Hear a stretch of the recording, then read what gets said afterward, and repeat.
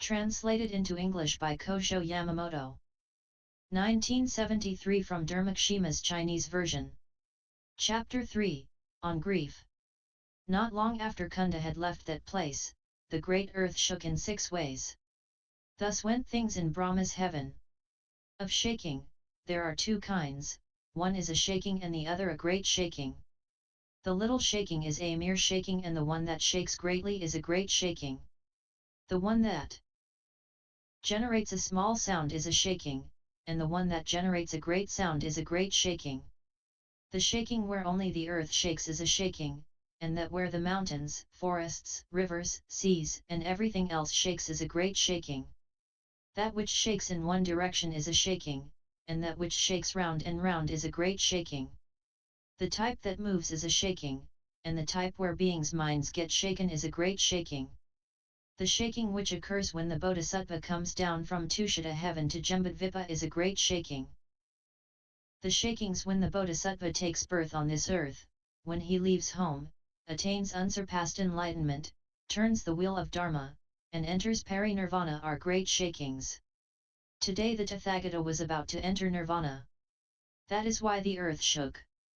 Then, all the heavens, Nagas, Gandharvas, Asuras, Garudas, Kimnaras, Mahoragas, humans and non-humans heard this, and their hair stood on end, and, in one voice, they cried out and wailed. They said in a gatha, "O trainer of men! We now bow and beseech you. We are parting from the Rishi of men. We have no hope of being saved. We now see you the Buddha enter Nirvana. And we are in the sea of suffering. We are sad and worried, like a calf parting from its mother cow. Poverty-stricken and with none to save us are we. We are like one stricken with illness who, having no doctor, must attend to himself and partake of food not suitable for illness. Beings are caught in illusion. They are always hindered by views of life. They are parted from the healing Dharma King. And they take drugs that are poisonous. Because of this, the world-honored one abandons us. This is as when, without a king, the people in the land get attacked by hunger. The same is the case with us. We have no shade of any tree, no taste of Dharma. Now, hearing that the Buddha will enter Nirvana, our mind snaps, just as a great shaking destroys all places. The great Rishi enters Nirvana and the sun of the Buddha sinks down to the ground. The waters of Dharma are all dried up. It is certain that we will die. Beings are extremely worried as the Tathagata now enters Parinirvana. This is like the son of a rich man who has just lost his parents. The Tathagata enters Nirvana, and if he is never more to return, we and all beings shall have no one to protect us. As the Tathagata enters Nirvana, the animals and all others are sad and in fear. Their minds burn in worry. How should we not be worried today? The Tathagata abandons us just as we cast off tears and spittle. For example, when the sun first shows itself, its light burns brightly. It turns round and shines by itself, removing all darkness. The divine light of the Tathagata well does away with our worries. He is amidst us beings like a Mount Sumeru. O world-honored one! For example, a king brings up many sons. They look right and proper, and he always loves them in his heart. He first teaches them arts, which they all master. Then he gives them over to the hands of Candalas. The same is the case here, O world honored one. Today we have become the sons of the Dharma King. We are taught and we abide in right view. We beseech you not to abandon us. If discarded, we shall be like the sons of the King. Please stay long and do not enter Nirvana. O world-honored one! For example, the same is the case with one versed in all phases of learning. The same with the Tathagata. Learned in all phases of Dharma, fear yet arises in all phenomena. If the Tathagata lives long in the world, bestowing on us the manna of Dharma and satisfying us, all of us will have no fear of falling into hell. O world-honored one! There may be a man who first learns his work. He is taken by government officials and is imprisoned. People come and ask him, "How are you being treated?" "Now, I am in great sorrow and worried. If I were only out of prison, I should feel easy and be at peace." So it is. Is thus with the world-honored one. For our sake, you underwent penance. And yet we are not out of birth and death and worry. How could the Tathagata attain peace? O world honored one! It is like a great doctor who is versed in prescription and medicine. He teaches his son the secrets of medicinal preparation, but does not teach such to other students. It is thus with the Tathagata. You impart all these secrets to Manjushri alone and exclude us, without looking back. Please, O Tathagata! Do not be stingy, do not exclude us from the secrets of Dharma, as in the case of the great doctor who imparts his knowledge solely to his son and excludes other students. The reason why the doctor begrudges sharing his knowledge with the other students lies in the difference in his love. The heart of the Tathagata is always impartial. Why is it that you do not teach us? Please stay long and do not enter Parinirvana. O world-honored one! It is like one who is old or young, ill or in pain, and is not on a flat road, but is taking a steep path and may suffer hardship. A person sees this, has pity and points out the way that is flat and good. The same with us, O world-honored one. Young alludes to one not yet high in the stature of the Dharma body. Old alludes to one greatly burdened with illusion. Illness and pain refers to one who has not yet done away with birth and death. Steep path alludes to the existences, the types of existence into which we can transmigrate. O Tathagata! Show us the sweet right path. Please stay long and do not enter Nirvana. Then, the world-honored one said to all the Bhiksus, O you Bhiksus! Do not, like all common mortals and devas, be sad, do not wail.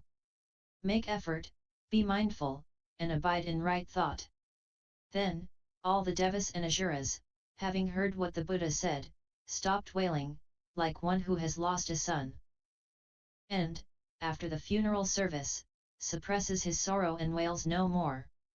Then the world-honored one spoke in a gatha for all the congregation. All of you! Open your mind, do not greatly distress yourselves. The teachings of all Buddhas are thus. So, keep silence. Try not to be indolent. Guard your mind, abide in right thought. Segregate your own selves from unlawful acts. Console yourselves and be happy. Also, next, O Bhiksus! If you have any doubts, ask now. If you have doubt as to void versus non-void, eternal versus non-eternal, suffering versus non-suffering, dependent versus non-dependent, gone versus not gone, refuge versus non-refuge, always versus not always, impermanence versus the eternal, beings versus non-beings, is versus not is, the real versus the not real, the true versus the not true, extinction versus non-extinction, esoteric versus non-esoteric, and the dual versus the non-dual, I shall speak to you. Accordingly, for your sake, too, I shall first speak of the manna and then enter Nirvana. O Bhiksus! It is hard to encounter the appearance of the Buddha in the world. It is hard to be born human. It is hard, too, to encounter the Buddha and gain faith. It is also hard to hear the unhearable. It is hard again to uphold and be perfect in the prohibitive injunctions and to attain arhatship. This is like trying to find gold in sand. It is as in the case of the Yudambara. O Bhiksus! It is hard to be born a human, by segregating oneself from the 8 inopportune situations vices that bar the way to meeting the Buddha and hearing his teachings. O you! Having now met me, do not go away empty-handed. I underwent hardships in the past, and now I gain all such unsurpassed expedients. For your sake, innumerable kalpas ago, I cast away my body, hands, feet, head, eyes, marrow, and brain. In view of this, do not subject yourselves to indolence. O Bhiksus! How do we adorn the treasure castle of wonderful Dharma? By adorning our own selves with various virtues and rare gems, and being protected by the bulwarks and moats of the precepts Shila, meditation Dhyana and wisdom Prajna. Now, you have met with this castle of Buddhist teaching. Do not take what is false. For example, a merchant may come across a castle of true treasures, yet gather up such rubbish as tiles and gravel, and return home. The same with you. You have come to a castle of treasures, and yet you take what is false. O all you Pyxis! Do not be satisfied with a low mind. You are now ordained. But you do not love Mahayana that much. O you Pyxis! You wear on your bodies the kaseya and dyed robes of a priest, but your mind is still not dyed in the pure Dharma of Mahayana. O you Pyxis! You go to many places and beg alms, but you do not seek the dishes of the Dharma of Mahayana. O Pyxis! You shave your hair, but you do not shave off the bond of illusion. O you Pyxis! I now teach you truly. Now I see that all is in harmony and the Dharma nature of the Tathagata is true and unshakable. So, make effort, all of you.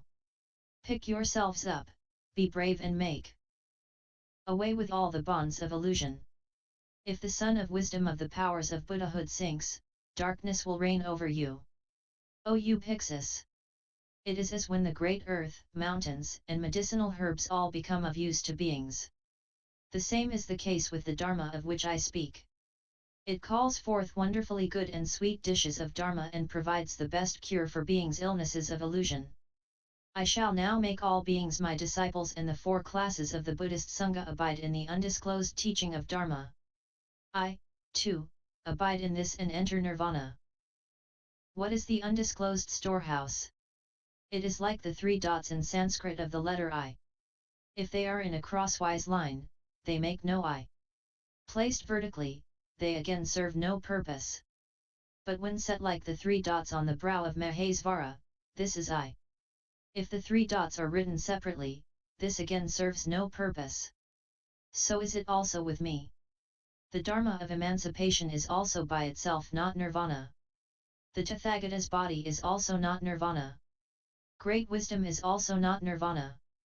The three things may exist separately, but this does not constitute Nirvana. I now peacefully abide in the three and say that, for the sake of all beings, I enter Nirvana. This is as in the case of the letter I. Then all the Pyxis, on hearing that the Buddha world-honored one would definitely enter Nirvana, were sad. Their hair stood on end and their tears and noses ran.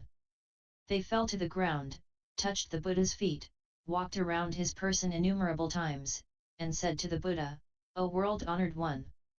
You explain very well to us the eternal, suffering, the all-void, and non-self.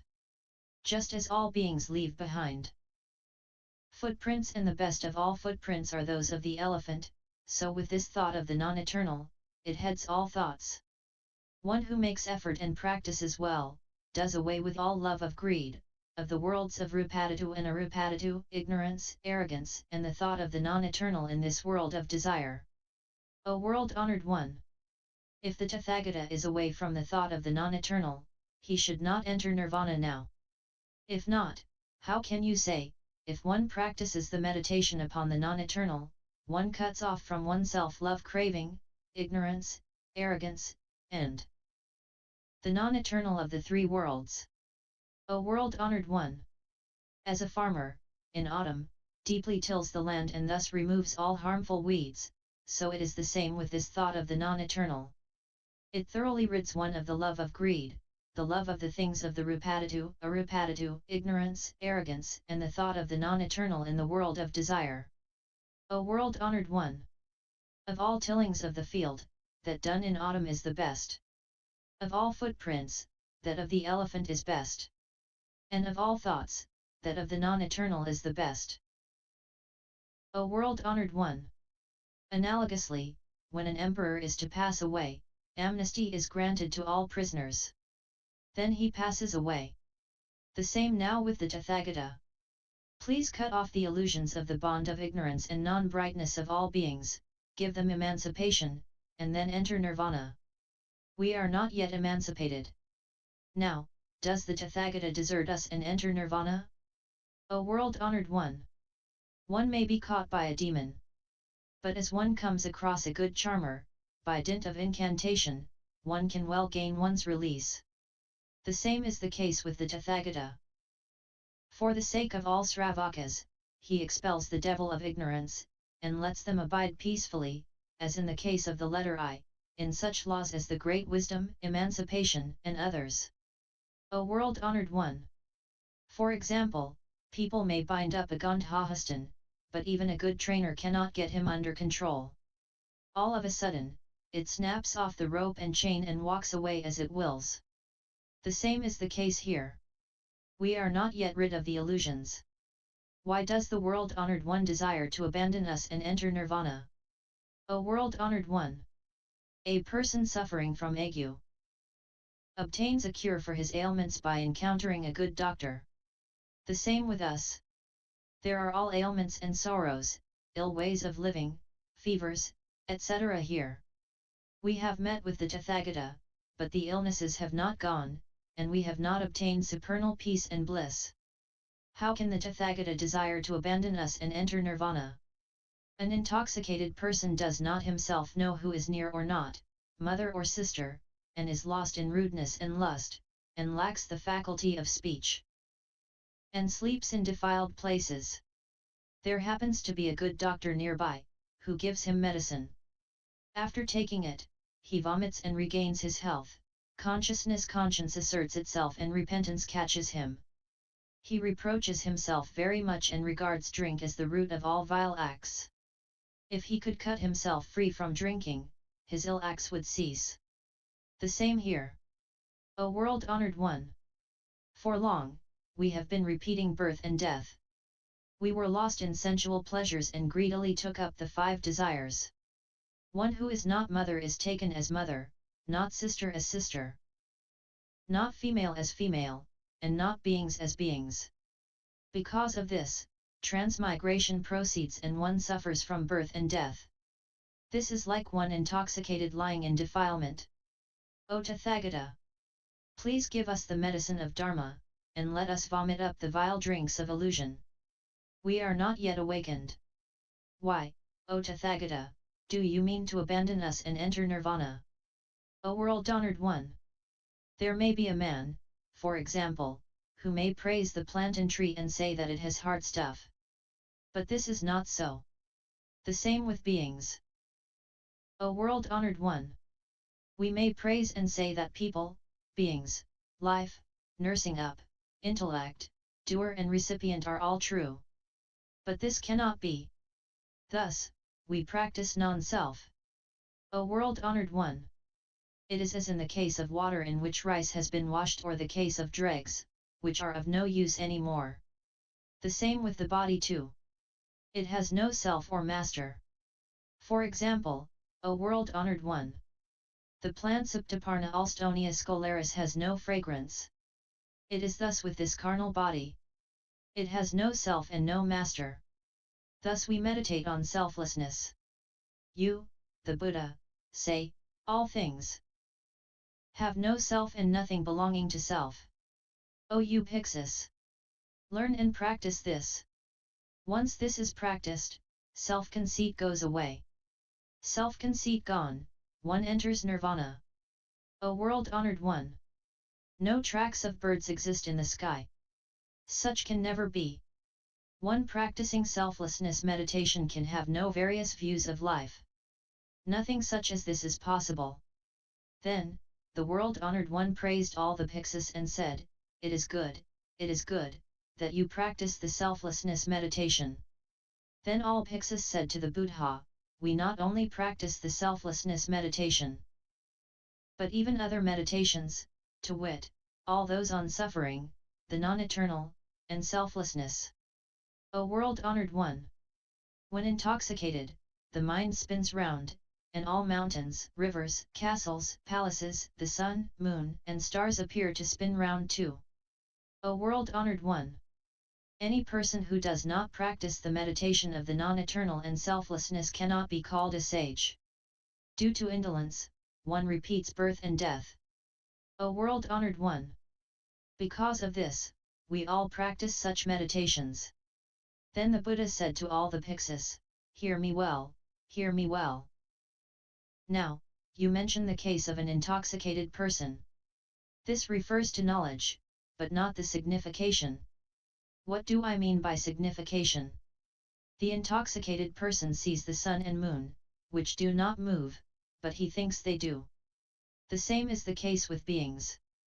As all illusion and ignorance overhang the mind turns upside down and takes self for non-self, eternal for non-eternal, purity as non-pure, and bliss as sorrow. Overhung by illusion, this thought arises. Though arises, the meaning is not gained realized. This is as in the case of the intoxicated person who takes what does not move as moving. The self signifies the Buddha, the eternal signifies the Dharmakaya, bliss signifies Nirvana, and the pure signifies Dharma. Bhikkhus, why is it said that one who has the idea of a self is arrogant and haughty, traversing round samsara? Bhikkhus, although you might say, we also cultivate impermanence, suffering, and non-self, these three kinds of cultivation have no real value/meaning. I shall now explain the excellent three ways of cultivating Dharma. To think of suffering as bliss and to think of bliss as suffering, is perverse Dharma. To think of the impermanent as the eternal and to think of the eternal as impermanent is perverse Dharma. To think of the non-self Anatman as the self-Atman and to think of the self-Atman as non-self Anatman is perverse Dharma. To think of the impure as the pure and to think of the pure as impure is perverse Dharma. Whoever has these four kinds of perversion, that person does not know the correct cultivation of dharmas. Bhikkhus, you give rise to the idea of bliss with regard to phenomena associated with suffering. The idea of eternity with regard to phenomena associated with impermanence, the idea of the self with regard to phenomena without self, and the idea of purity with regard to phenomena that are impure. Both the mundane and also the supramundane have the eternal, bliss, the self, and purity. Mundane teachings dharmas have letters and are without meaning reference, the supramundane teachings have letters and meaning. Why? Because mundane people have these four perversions, they are unacquainted with the true meaning/reference. Why? Having these perverse ideas, their minds and vision are distorted. Through these three perversions, mundane people see suffering in bliss, impermanence in the eternal, non-self in the self, and impurity in the pure. These are called perversions/inversions. Because of these perversions/inversions, mundane people know the letters but not the meaning reference. What is the meaning/referent? Non-self is samsara, the self is the Tathagata, impermanence is the Sravakas and Pratyekabuddhas, the eternal is the Tathagatas Dharmakaya, suffering is all Tirthakas. Bliss is Nirvana, the impure is all compounded Samskrita dharmas, the pure is the true Dharma that the Buddha and Bodhisattvas have. This is called non-perversion/non-inversion. By not being inverted in one's views, one will know both the letter and the meaning. If one desires to be freed from the four perverse/inverted views, Katarvaparita Drishti, one should know the eternal, blissful, the self and the pure in this manner. Then, all the Bhikkhus said to the Buddha, O world-honored one! As you say, if we segregate ourselves from the four inversions, we shall know the eternal, bliss, self, and the pure. As you have eternally cut off the four inversions, you know well the eternal, bliss, self, and the pure. If you know well the eternal, bliss, self, and the pure, why not stay here a kalpa or half a kalpa, and teach us and turn us away from the inversions? And yet you abandon us and desire to enter nirvana. If you look back at us and teach us, we shall surely listen and practice the way with all attention. If the Tathagata must at all costs enter nirvana, how would we be able to remain with this poisoned body and carry out the actions of the way? We would also follow the Buddha world-honored one and enter nirvana. Then the Buddha said to all the Bhikkhus, do not say this. I now leave all the unsurpassed Dharma in the hands of Mahakasyapa.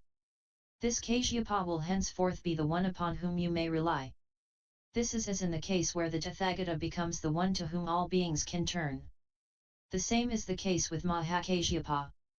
He will now become your refuge. This is as in the case of a king who has many territories and who goes on a tour of inspection, leaving all affairs of state in the hands of his minister. The same with the Tathagata. All right teachings are left in the hands of Mahayana. Know that all that you have learned up to now about the non-eternal and suffering is not true. In spring, for example, people go bathing in a big pond.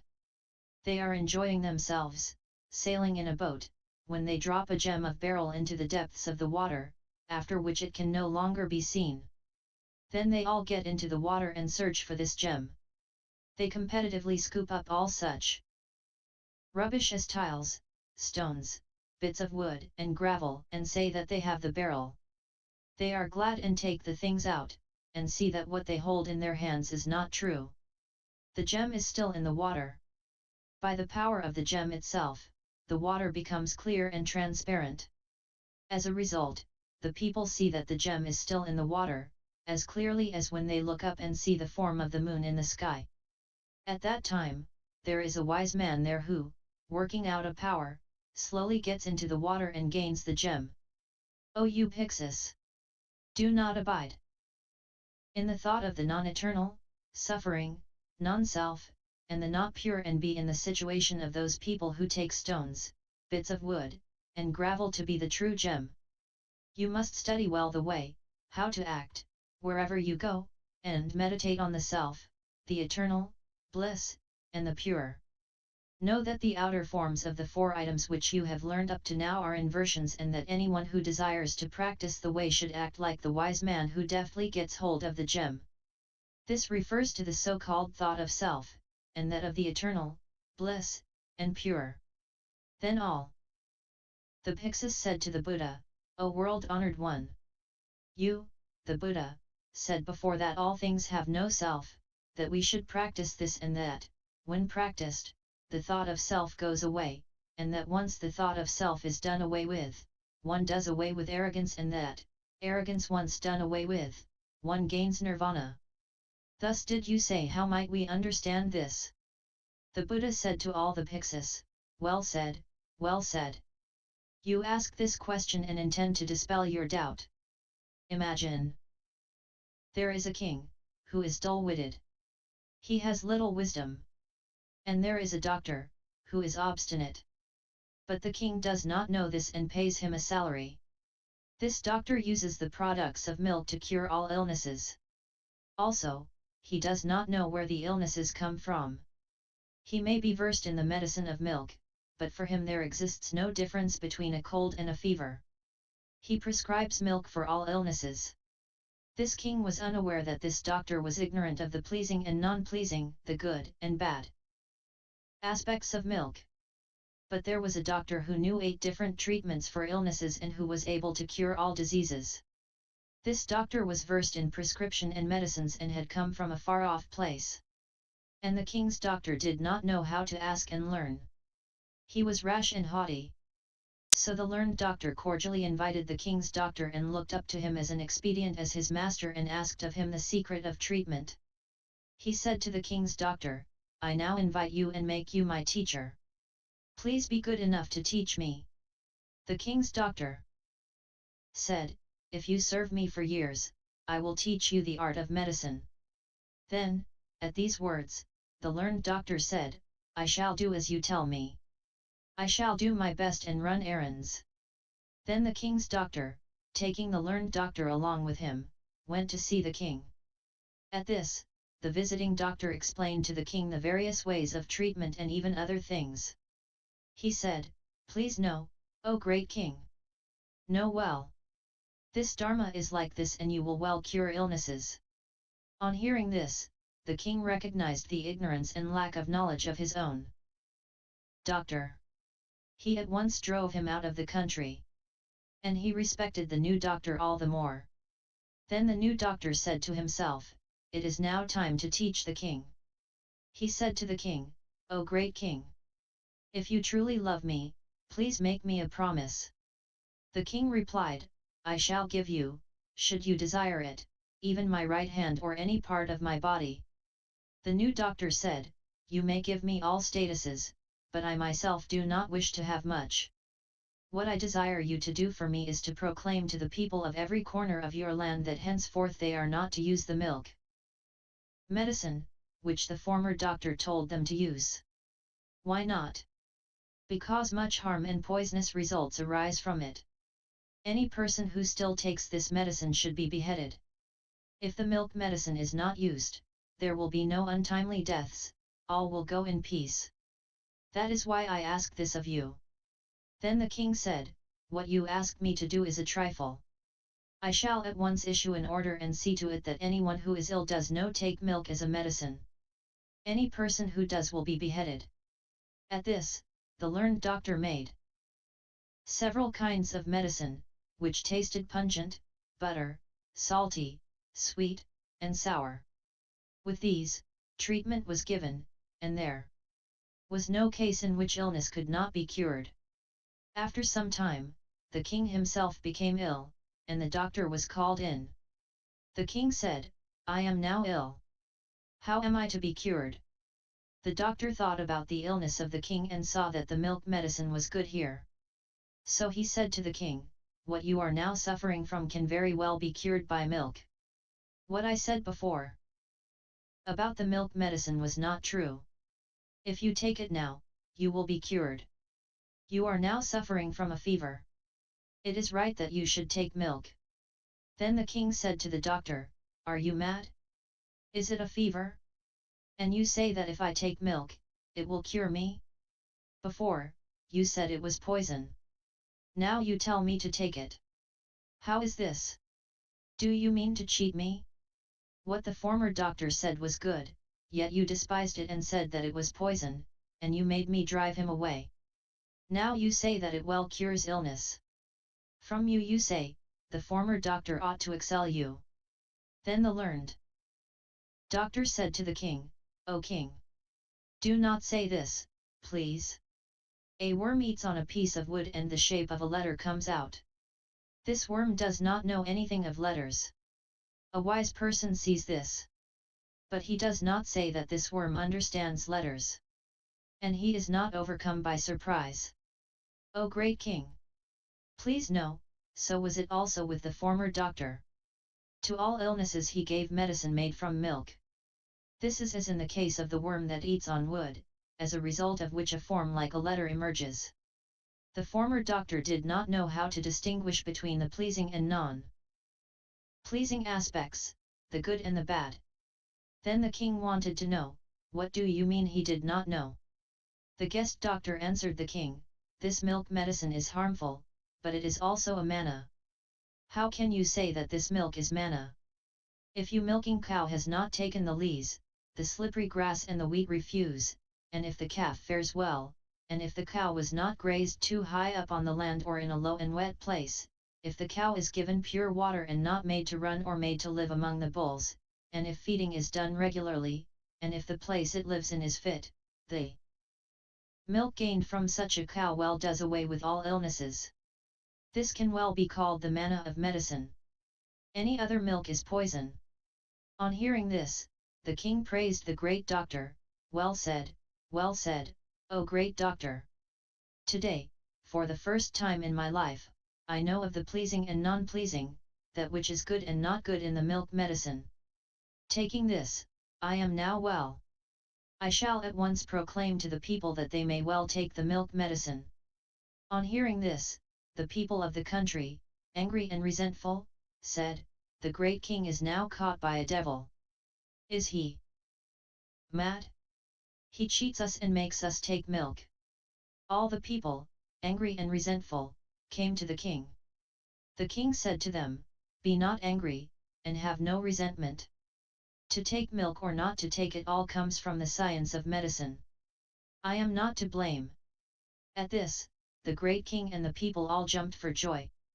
They all the more respected and honored the doctor, and made offerings to him.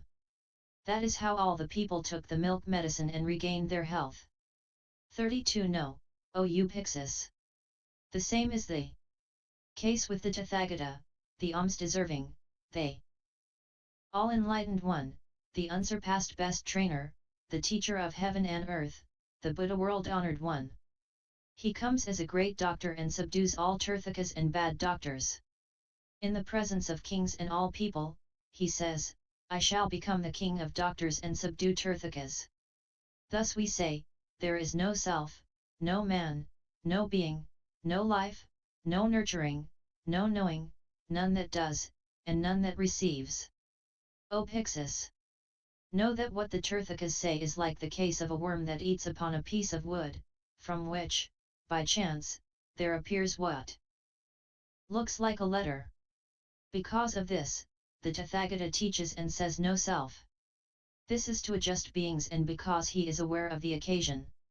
Such non-self is, as occasion arises, spoken of, and it is also said that there is the self. This is as in the case of the learned doctor, who knows well the medicinal and non-medicinal qualities of milk. It is not as with common mortals, who might measure the size of their own self. Common mortals and the ignorant may measure the size of their own self and say, it is like the size of a thumb, like a mustard seed, or like the size of a mote. When the Tathagata speaks of self, in no case are things thus. That is why he says, all things have no self. Even though he has said that all phenomena dharmas are devoid of the self, it is not that they are completely/truly devoid of the self. What is this self? Any phenomenon dharma that is true satya, real tattva, eternal nitya, sovereign/autonomous/self-governing Aisvarya, and whose ground/foundation is unchanging Asraya eva Parinama, is termed the self-Atman. This is as in the case of the great doctor who well understands the milk medicine. The same is the case with the Tathagata. For the sake of beings, he says there is the self in all things. You the four classes. Learn Dharma thus. YouTube video Buddhist Sutras.